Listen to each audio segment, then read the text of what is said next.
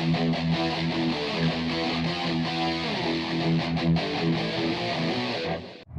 guys, from Munich Olympics here. So we're into February now, and yep, outside the cinema, about to head in to see one of this year's Oscar contenders, September 5.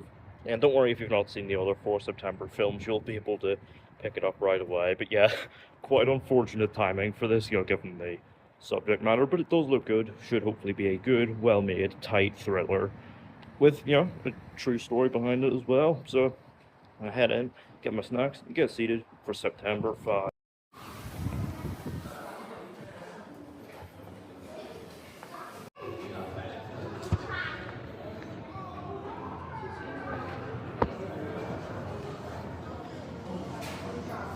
So yeah, I've got my popcorn here and a Coca-Cola. Well, it is centered on an American news team after all, ready for what might just be the most timely cinema release of the year.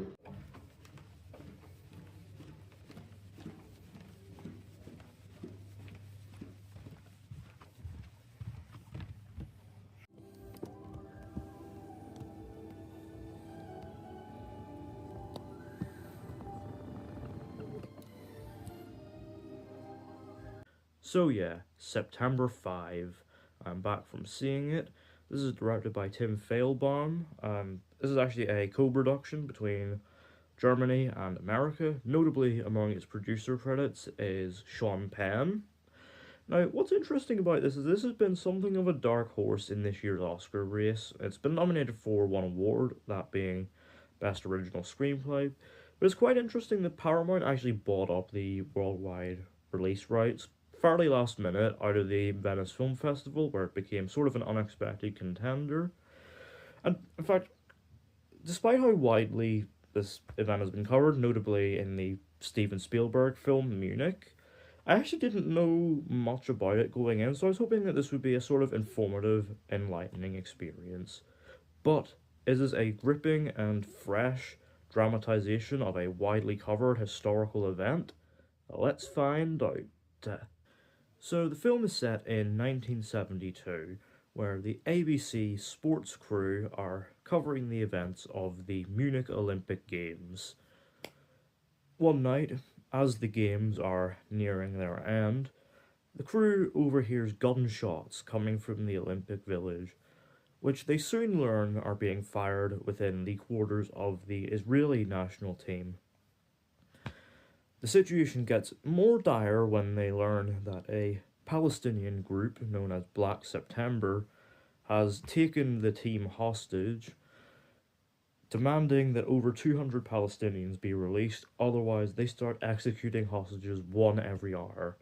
And so the sports crew, despite being way out of their depth, realize they've got a potentially historic story unfolding right before their eyes. And so they scramble to cover the events as they happen in real time. So given that the film's subject matter comes from a point in the long-running conflict between Israel and Palestine, yeah, the timing of the film's release feels particularly unfortunate, especially given how widely covered it has been in the last year or so. And I can imagine some will certainly feel a certain way about this unfortunate timing. But honestly, as someone who came in not knowing much about the real life event, I enjoyed this quite a bit. I thought it was a very, very well told look at a fairly significant historic event.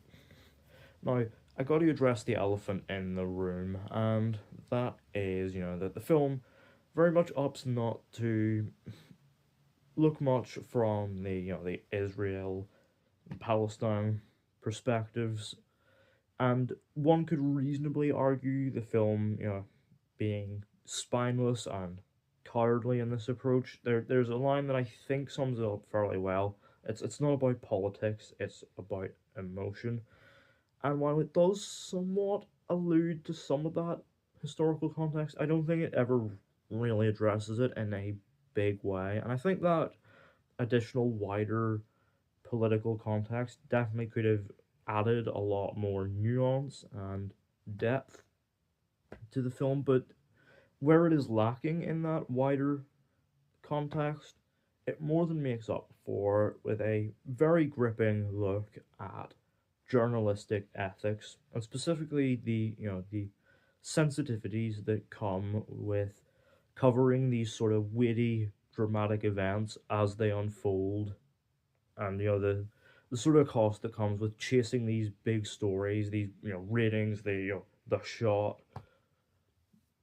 And I think that you know sort of perspective keeps the film very, very engaging to watch. It runs at a fairly tight 90 minutes, and that absolutely works in its favor because it keeps up a very good pace. As we see this sports crew, way in over their heads, out of their depth, constantly thinking on their feet to capture these events as they're happening, as new information, new context is constantly coming in, and it makes for a real sort of edge of your seat, sort of single location dramatization that very much keeps your buttocks clenched for most of its fairly tight and focused runtime. And the film does a very good job of keeping the stakes raised like constantly, whether it be last minute evacuations of the Olympic Village, whether it be revelations about where the ABC broadcast is going, or even like impromptu visits from German police.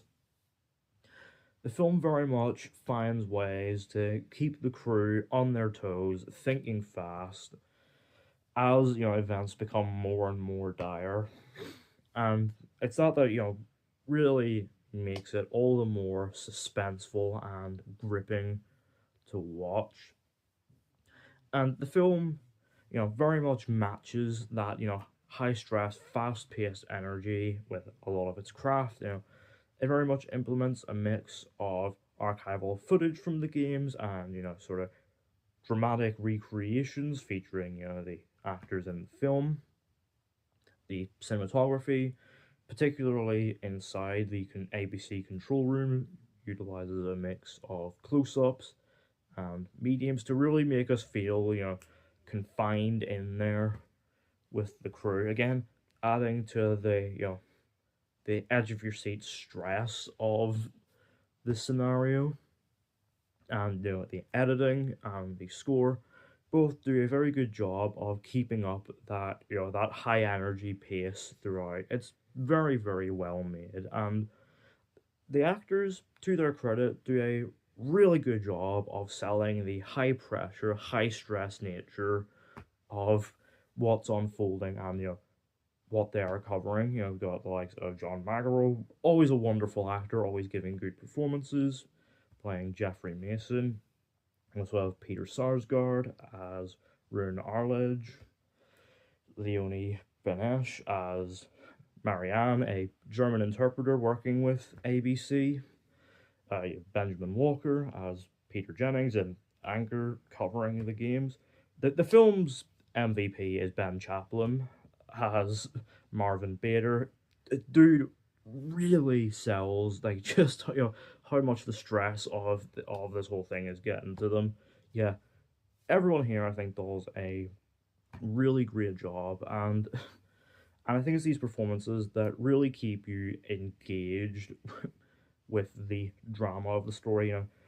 As we see how these characters react in these, have to think quickly and react quickly as events are constantly changing right in front of them.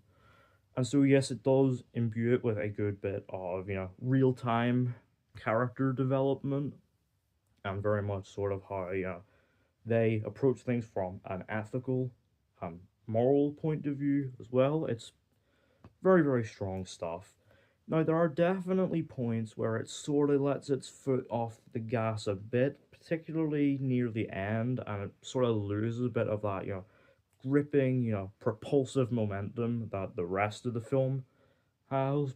But my god, when it, by the time we get to the climax of the film, yeah, it puts the foot back down, and my god, builds to a proper downer of an ending that, again, as someone who didn't know much about the events going in, really caught me by surprise and allowed that bleak ending to hit even harder. And yeah, the credits were a real relief. I was, very much had to stay those extra few minutes just to really let what I had witnessed soak in. And the credits include, tributes to the victims of the tragedy, and indeed dedications to the news crew that worked tirelessly to bring this event to our screens, of which the film ends by mentioning that 900 million people watched it. So, yeah, absolutely, has its place in history. Overall, I very much enjoyed September 5. It's a very gripping look, offering a fresh perspective of a fairly widely covered, significant historical event. Out of 10, September 5 gets an 8. So yeah, let me know down in the comments, have you seen September 5? What did you think of it? Are you someone who, knows a lot about this event? I'd definitely like to hear that perspective. And if so, what's your favorite, coverage of this story? Let me know all that down in the comments. Don't forget to hit the thumbs up button if you enjoyed. Don't forget to hit the subscribe button if you're new, and don't forget to turn on post notifications so you don't miss an upload.